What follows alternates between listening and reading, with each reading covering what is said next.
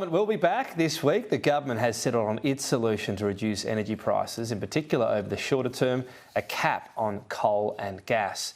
So far, it seems as though the coalition is reluctant to support it, and the Labor might need help from the crossbench, including the Greens and David Pocock, a familiar legislative gridlock to end the year, if you like.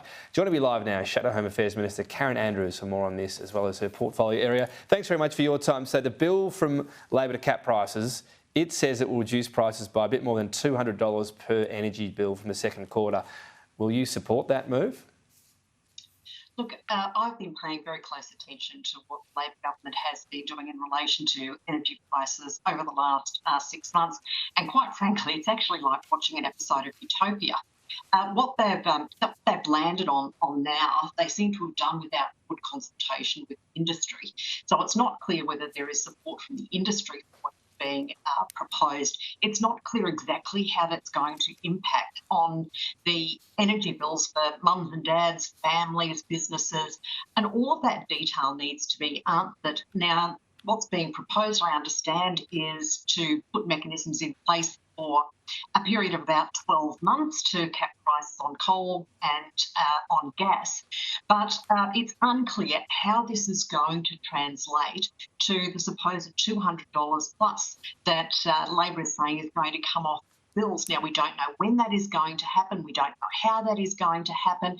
Is this going to end up having exactly the same status as the $275 bill reduction that they took to the election? There are so many unanswered questions. Well, that second one was modelling done over the longer term, including renewables. It's up to Labor to explain if that happens. Oh, I agree with you that it looks difficult, but let's set that aside put that to one side, because we're not talking about this in this legislation. It's a saving because the current very high costs, in particular of the spot market price, the last bidder to enter the electricity market at any given time will be lower. It'll happen in the second quarter and it'll be, I think, $220. So that detail is set out there, and that's advice from Treasury. What more are you seeking? Just the specific modelling on how that would work, and then what would you consider supporting it if you were confident it would deliver the saving? Sorry, Tom. Look, it has to make it very clear what the impact is going to be on energy prices, because that's what people are talking about. That is the most important thing to them. By and large, many people don't really care what the cap mechanism is, whether that's for coal or for gas, but they care very, very much about what the prices are that are coming through on their energy. And just this morning I was talking to small businesses. They are struggling a lot, and energy is one of their big ticket items for them. And the legislation that is being proposed by the government is unclear as to how it's going to impact the day-to-day lives of Australians. That's the missing piece in all of this. Okay, so just on that bit then again, to focus on that. If you can gain confidence through whatever mechanism that be, or I don't know, a briefing from Labor or Treasury documents, whatever it might be, that they are going to reduce power bills by more than $200 by the second quarter of next year, then you would support this legislation? It would need to be very convincing, because we've heard them say before that they're going to reduce power bills, and they haven't.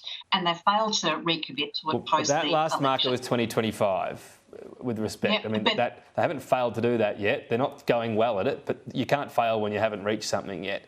If you do have confidence and it's Treasury figures, Yeah. With respect, though, Tom, our recent evidence from Labor is that they cannot be trusted with the figure that they put to the public, and that's what people voted on, which was $275. So I don't think you can dismiss that at all.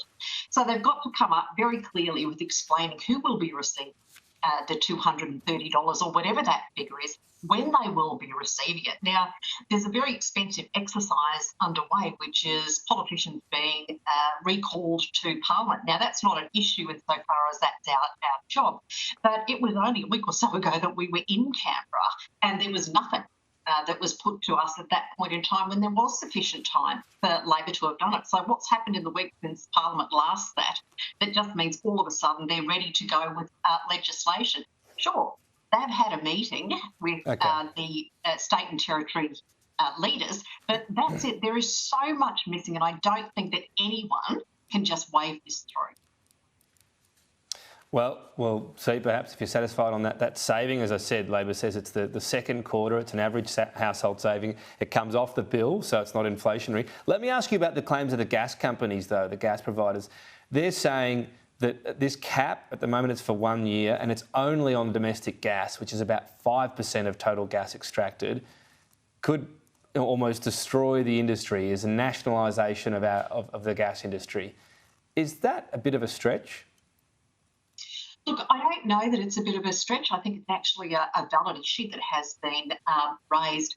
We know that there are constraints on market supply at the moment. That will be affecting price. What we don't want to do, what we don't want to see happening here in Australia is that investment actually deteriorates and people go elsewhere to invest in, given that we're talking about gas, talking about that they might go elsewhere with their investments that would have been going into gas.